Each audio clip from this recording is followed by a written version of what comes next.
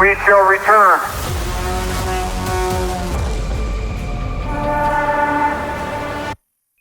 This is a live look.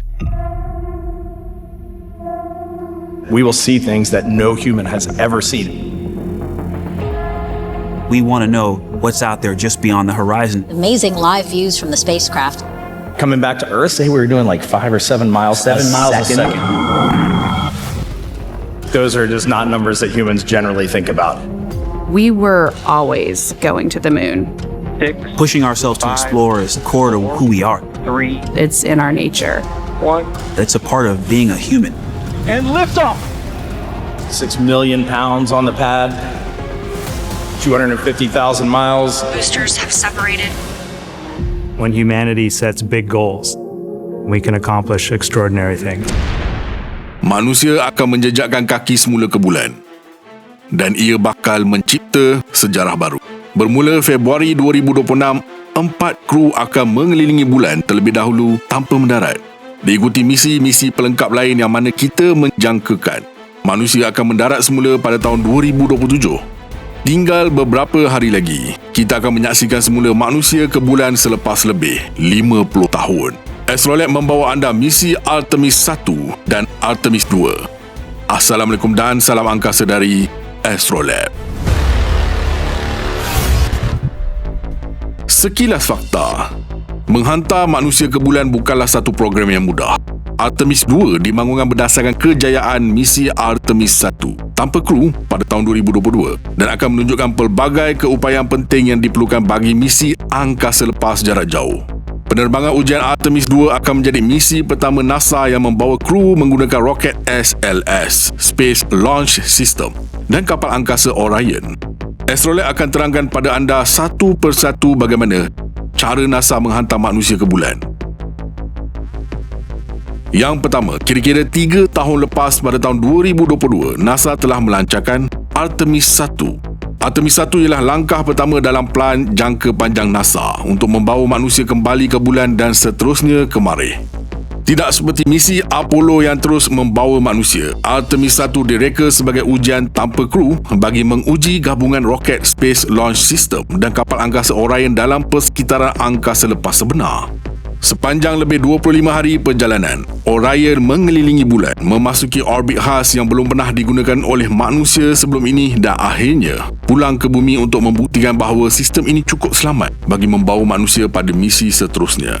Misi Artemis 1 bermula pada 16 November 2022 apabila roket sistem pelancaran angkasa atau Space Launch System berlepas dari kompleks pelancaran 39B di Pusat Angkasa Kennedy. Pelancaran ini menandakan penerbangan sulung roket SLS dan permulaan fasa ujian paling penting dalam usaha NASA untuk kembali ke bulan. Beberapa minit selepas pelancaran, 2 roket penggalak bahan api pepejal, fairing pelindung serta sistem pembatalan pelancaran ditanggalkan.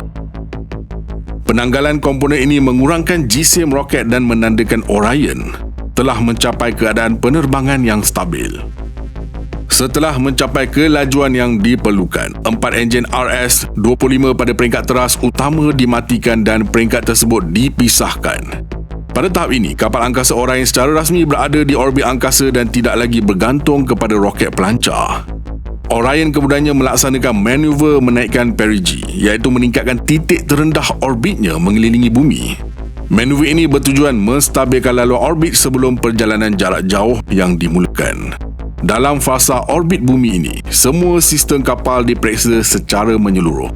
Panel suria dilaraskan, sistem kuasa diaktifkan sepenuhnya dan prestasi komputer penerbangan dipantau bagi memastikan Orion berada dalam keadaan optimum. Seterusnya, Orion melaksanakan pembakaran Trans-Lunar Injection iaitu pembakaran enjin selama kira-kira 20 minit. Manuver ini menolak Orion keluar dari orbit bumi dan meletakkannya pada laluan terus menuju ke bulan. Selepas tugasnya selesai, peringkat pendorong Cryogenic Interim atau ICPS dipisahkan dan dilupuskan. Mulai saat ini, Orion bergerak secara berdikari menggunakan sistem pendorongnya sendiri.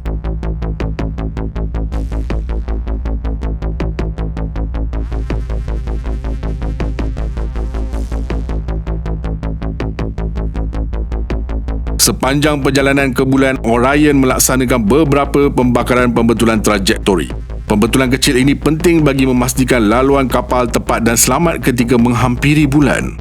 Apabila menghampiri bulan, Orion melakukan lintasan berkuasa pada jarak kira-kira 170 km dari permukaan bulan.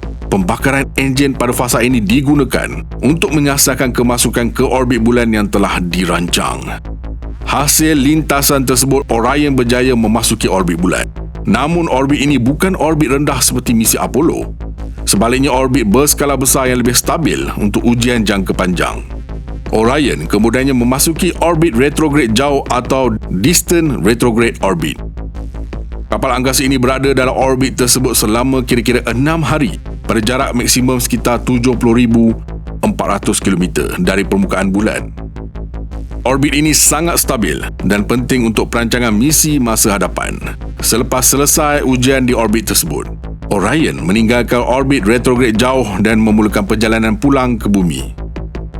Pembakaran enjin dilakukan untuk menetapkan laluan kembali yang tepat dalam fasa lintasan pulang.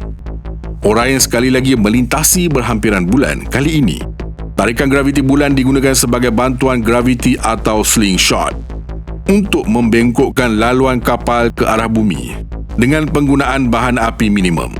Sepanjang perjalanan pulang, beberapa pembakaran pembetulan trajektori tambahan dilaksanakan. Tujuannya ialah memastikan Orion memasuki atmosfera bumi pada sudut yang selamat dan terkawal.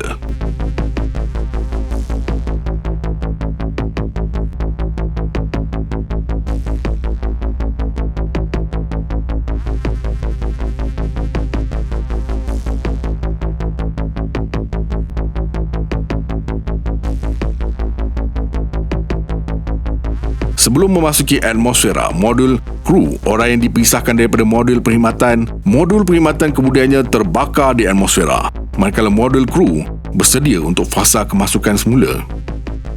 Modul kru Orion memasuki atmosfera bumi pada kelajuan melebihi 40,000 km sejam, menghasilkan haba yang sangat ekstrim. Perisai haba diuji sepenuhnya bagi membuktikan keupayaannya melindungi kru pada misi berawak akan datang. Akhirnya, pada 11 Disember 2022, Orion mendarat dengan selamat di Lautan Pasifik melalui prosedur pendaratan air. Kejayaan ini menamatkan misi Artemis 1 selepas lebih 25 hari di angkasa dan mengesahkan kesediaan sistem untuk misi berawak seterusnya.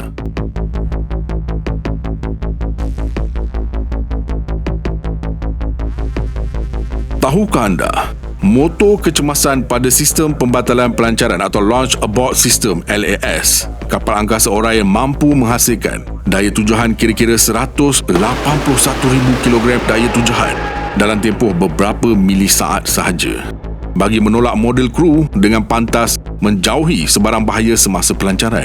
Dalam senario pembatalan pelancaran dari pelantar pelancaran, sistem pembatalan pelancaran Orion mampu mempercepatkan kapsul kru daripada kosong kepada kira-kira 805 km sejam dalam masa hanya 2 saat, satu pecutan yang amat ekstrim bagi sistem berawak.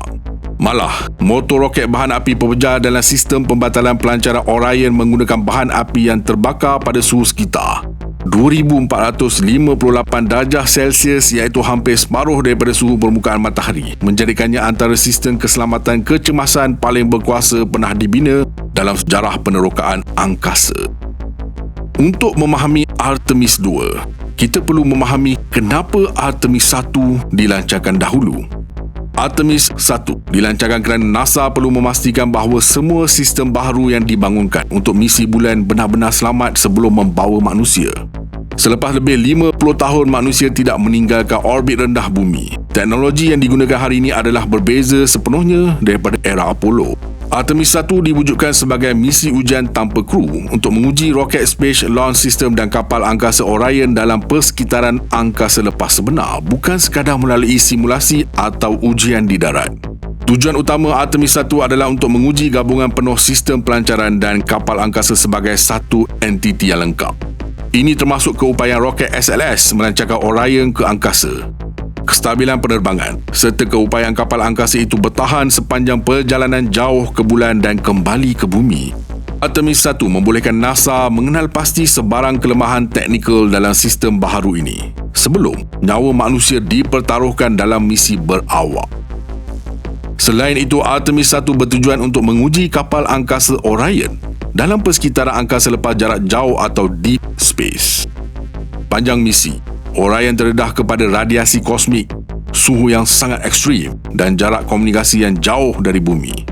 Data yang dikumpulkan daripada pendedahan ini sangat penting untuk memahami cabaran sebenar yang bakal dihadapi oleh angkasawan dalam misi Artemis 2 dan misi seterusnya. Satu lagi tujuan kritikal Artemis 1 ialah untuk menguji perisai haba Orion semasa kemasukan semula ke atmosfera bumi. Kapal yang kembali dari bulan memasuki atmosfera pada kelajuan yang jauh lebih tinggi berbanding kapal dari orbit rendah bumi. Artemis 1 direka bagi memastikan perisai haba Orion mampu menahan suhu dan tekanan yang sangat tinggi, sekaligus melindungi kru dalam misi berawak akan datang. Artemis 1 juga digunakan untuk menguji orbit bulan baharu yang dikenali sebagai orbit retrograde jauh atau distant retrograde orbit. Orbit ini sangat stabil dan sesuai untuk misi jangka panjang di sekitar bulan, termasuk sebagai laluan sokongan bagi pendaratan manusia dan pembinaan infrastruktur masa depan. Kejayaan Orion memasuki, mengekalkan dan meninggalkan orbit ini membuktikan bahawa laluan tersebut praktikal dan selamat untuk digunakan. Di samping itu, Artemis 1 berfungsi sebagai ujian penting kepada sistem komunikasi dan navigasi jarak jauh NASA. Sepanjang misi, Orion berkomunikasi dengan bumi melalui rangkaian Deep Space Network, termasuk ketika berada di bahagian jauh bulan yang menyebabkan komunikasi terputus sementara. Ujian ini membolehkan NASA menilai keupayaan kawalan misi dan pengurusan risiko apabila kapal angkasa berada jauh dari sokongan segera bumi. Walaupun tidak membawa manusia, Artemis 1 turut mengumpul data penting berkaitan keselamatan biologi. Instrumen dan penderia khas digunakan untuk mengukur pendedahan radiasi serta daya yang akan dialami oleh tubuh manusia sepanjang perjalanan ke bulan dan kembali ke bumi. Data ini menjadi asas kepada penilaian risiko kesihatan angkasawan dalam misi berawak. Artemis 1 dilancarkan bukan untuk mencipta sejarah dramatik, tetapi untuk memastikan sejarah itu boleh dicapai dengan selamat. Misi ini menjadi asas kepada Artemis 2 yang akan membawa manusia mengelilingi bulan dan seterusnya Artemis 3 yang menyasarkan pendaratan manusia di permukaan bulan. Tanpa kejayaan Artemis 1, keseluruhan program Artemis tidak akan mempunyai asas keselamatan yang kukuh untuk meneruskan penerokaan angkasa manusia pada era moden. Kita akan meneroka dengan lebih lanjut misi Artemis 2. Pastikan aktifkan loceng notifikasi anda, berikan komen, share, like dan subscribe.